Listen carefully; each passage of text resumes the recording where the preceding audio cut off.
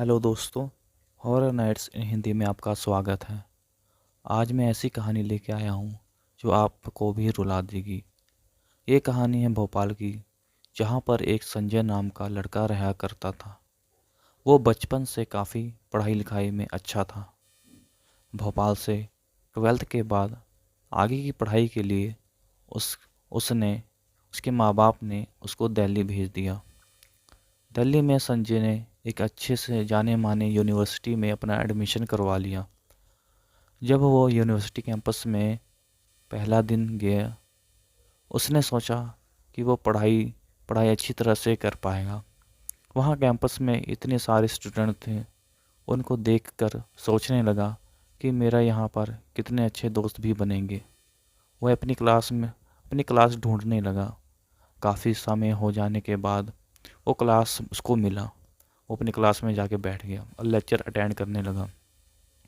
वो अपनी क्लास में काफ़ी लोगों को देखकर खुश हुआ कि उसके ही जैसे लोग हैं। जल्दी ही बीत गया। यूनिवर्सिटी के बाहर ही उसने एक बॉयज़ हॉस्टल ले रखा था, क्योंकि बाहर सस्ता रूम मिल रहा था। उसका एक रूममेट था जो कि फ्रेशर ही था। दोनों ही इंजीनियरिंग के स्टूडेंट थे। दोनों ने आपस में बातचीत की, एक दूसरे के बारे में पूछा। संजय ने कहा कि मैं भोपाल से हूँ और यहाँ इंजीनियरिंग की पढ़ाई के लिए आया हूँ। मगर रोहित ने कहा कि मैं हरियाणा से हूँ और दिल्ली में पढ़ाई के लिए आया हूँ। मुझे मेरे मम्मी पापा ने भेजा है। मुझे आगे की पढ़ाई नहीं करनी थी, लेकिन मेरे पापा के कहने पर आया हूँ। अब वो दोनों ही एक ही यूनिवर्सिटी में थे। अब दिल्ली जैसे बड़े शहर में दोनों आए थे। थोड़ा दिन बाद उनको उनको मन लगने लगा। वो हर रोज़ दोनों साथ ही कॉलेज जाते थे, खूब मस्ती करते थे। संजय और रोहित दोनों ही अच्छे घर से थे। ऐसे ही कॉलेज के बाद अपने हॉस्टल में आने के बाद आराम करते थे और शाम को 7 बजे सामने ही एक बाहर बड़ा सा पार्क था, जहाँ काफ़ी लोग घूमने घूमने यहाँ आया करते थे। वो दोनों भी रोज़ शाम के टाइम 7 बजे जाने लगे। रात को 9 बजे वापस अपने रूम में आते थे। उनका ये हर रोज़ का ऐसे ही चलने लगा और रात को खाना खाने के बाद 10 से 12 बजे पढ़ाई करते थे। 10 से 12 बजे तक पढ़ाई कर लिया करते थे। सब कुछ अच्छा चल रहा था कि अचानक ही रोहित के पापा बीमार पड़ गए। तो रोहित को फ़ोन करके घर बुला लिया। तो रोहित को घर जाना पड़ा। तो रोहित अपने घर चला गया और संजय अकेला ही अपने रूम में रहने लगा। संजय पार्क भी नहीं जाया करता था कि एक दिन वो रात को अपने रूम में गाना सुन रहा था। अचानक उसकी नज़र बाहर खिड़की की तरफ पड़ी। उसने खिड़की के पास जाकर देखा। बाहर दूर पार्क में एक खूबसूरत सी लड़की अकेले बैठी है। संजय ने टाइम देखा तो रात के 11 बज रहे थे। बाहर बहुत ठंड थी। अब कोई भी पार्क में दिखाई नहीं दे रहा था। संजय ने सोचा संजय ने सोचा कि ये लड़की कौन है जो इतनी रात को अकेले बैठी है। उसने सोचा कि जाकर उससे बात करूं। वो अपने रूम से बाहर निकला और पार्क की तरफ चलने लगा। पार्क में जैसे ही पहुंचा, लड़की ने उसको देखा। संजय भी उसकी ओर देखने लगा। संजय ने पूछा कि आप कौन हो, यहाँ इतनी रात को क्या कर रहे हो। लड़की ने बताया कि मेरा नाम मेघना है। मैं सामने के ही 2 मंजिल मकान में रहती हूँ और यहाँ ऐसे ही घूमने आई हूँ। संजय ने कहा, पहले तो तुम्हें कभी देखा नहीं। उसने बताया कि मैं काफ़ी समय से ही यहाँ रहती हूँ। दिन में मैं कभी बाहर नहीं निकलती। संजय ने पूछा, आप ऐसे करते क्या हो। उसने कहा कि मेरे घर पर सभी तरह के फूल पौधे वगैरह हैं। मैं फूल यानी नर्सरी का भी काम करती हूँ। आप कभी आना हमारे घर, अगर आपको पौधों का फूलों का शौक़ है तो। संजय ने बोला, ठीक है, कभी आऊँगा, टाइम मिलेगा तो।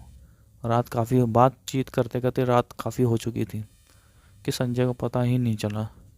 संजय ने बोला कि मुझे कल कॉलेज भी जाना है, इसलिए मैं जा रहा हूँ। मेघना ने बोला, ठीक है, मैं भी जाती हूँ अपने घर, काफ़ी रात हो चुकी है। दोनों अपने अपने घर वापस आ गए। संजय घर जाकर सो गया। संजय को उसी लड़की मेघना का सपना आया। वह सुबह कॉलेज चला गया। कॉलेज में भी सारा दिन मेघना के बारे में ही सोच रहा था। संजय को लगा कि उसको मेघना से प्यार हो गया है। संजय फिर रात को पढ़ रहा था और बार बार बाहर की तरफ खिड़की से देख रहा था कि कल वाली लड़की उसको दिख जाए। रात के 11 बजे फिर वो लड़की आई। संजय खुश हो गया। संजय जल्दी से बाहर की तरफ गया। पार्क में पहुंच गया। मेघना ने पूछा, क्या हुआ? संजय का दिल जोर जोर से धड़क रहा था। मेघना ने कहा, तुम ठीक हो? संजय बोला, मैं तो ठीक हूँ। संजय अब उससे बात करना चाहता था। संजय ने कहा कि मुझे रात की रानी फूल बहुत ही पसंद है। मेघना ने कहा, अगर तुम फूल को देखना चाहते हो तो मेरे घर चलना पड़ेगा। संजय के दिल में लड्डू फूटने लगे। संजय उसके साथ उसके घर पहुंच गया। उसके घर जाते ही वहाँ इतने सारे फूल देखकर, हर किस्म के फूल लगा रखे थे। संजय और मेघना ने साथ में मिलकर कॉफ़ी पी। संजय उसको अपने दिल की बात बताना चाहता था लेकिन बोल नहीं पा रहा था। संजय फिर काफ़ी हिम्मत के बाद उसने मेघना को अपने दिल की बात बताई। मेघना हंसकर जवाब दिया कि तुम अपने दिल की बात बताने से डर रहे थे। संजय को लगा कि मेघना भी उसको पसंद करती है। संजय बहुत ही खुश हुआ। संजय अपने हॉस्टल आ गया। संजय को रात भर नींद नहीं आई। सुबह वो कॉलेज लेट गया। संजय का दोस्त रोहित का कॉल आया कि भाई मैं घर वापस आ गया हूँ, रूम की चाबी कहाँ पे है, तू अभी कहाँ है? संजय ने कहा, भाई मैं तो अभी कॉलेज में हूँ। संजय फिर वहाँ कॉलेज से निकला, जल्दी घर आ गया। रोहित को उसने बताया कि भाई तेरी भाभी ढूंढ ली है मैंने। रोहित ने पूछा, भाई हमें भी मिलाओ, आखिर वो है कौन? वो अपने कॉलेज की है क्या? संजय ने बोला, नहीं भाई, अपने हॉस्टल से कुछ ही दूरी पर एक पार्क है, वहाँ सामने ही मकान में रहती है। रोहित ने बोला, मुझे कब मिलवाओगे? संजय ने कहा, आज रात को ही मिलवाता हूँ। उसने बोला, भाई चल ठीक है, अभी चलते हैं। सामने उसके घर है। जब वो मेघना के घर पहुँचे तो कि ये क्या देखा कि अंदर सब सब धूल मिट्टी, बाहर भी कुछ भी नहीं, सब खंडर की तरह है। रोहित ने बोला, अबे कहाँ लेके आ गया तू, यहाँ रहती है क्या वो ऐसी जगह में? संजय सोचने लगा कि रात को तो सब ठीक था, अभी दिन में हम आए हैं तो दिन में ऐसी हालत हो गई है। मतलब ऐसे कैसे हो सकता है, कहीं गलती तो नहीं हो रही है? मकान तो सब सही है, एड्रेस भी सब सही है। संजय को समझ नहीं आ रहा था। दोनों घर वापस आ गए। फिर एक आदमी को मेघना के घर जाते देखा। दोनों छिपकर देखने लगे कि वो आदमी है कौन। फिर वो आदमी अपने गाड़ी में बैठकर अपने घर आ गया। संजय और रोहित बाइक से उसके पीछा करते हुए वो भी उसके पीछे पीछे उसके घर पहुंच गए। संजय ने दरवाज़ा खटखटाया। उस आदमी ने दरवाज़ा खोला ही उससे पूछने लगे कि मेघना कहाँ है? तुम उसके घर गए थे, तुम उसको कैसे जानते हो? तुमने उसके साथ कुछ किया है क्या? घर में वो नहीं मिली, कहाँ छिपा कर रखा है उसको, ऐसे कहने लगे। वो आदमी के साथ हाथापाई हुई, लेकिन अचानक संजय की नज़र जब दीवार पर टंगे फ़ोटो पर गई तो संजय के पैरों तले ज़मीन खिसक गई।